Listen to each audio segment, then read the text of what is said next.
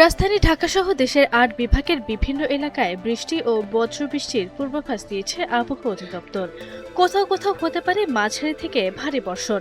একই সঙ্গে অস্থায়ীভাবে দমকা হাওয়া বয়ে যেতে পারে।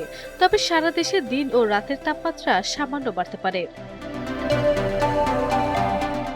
মঙ্গলবার ১১ই আগস্ট আবহাওয়া অধিদপ্তরের পূর্বাভাসে এই তথ্য জানানো হয়েছে।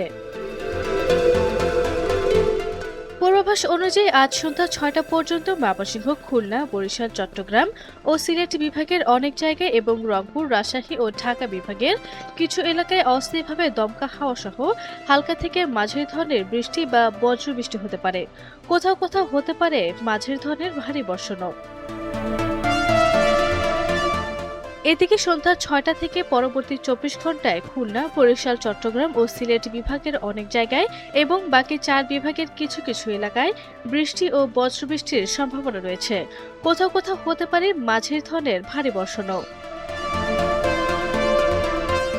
আগামীকাল বুধবার একই ধরনের আবহাওয়া থাকতে পারে, তবে বৃহস্পতিবার দেশের কিছু এলাকায় দিনের তাপমাত্রা সামান্য কমতে পারে।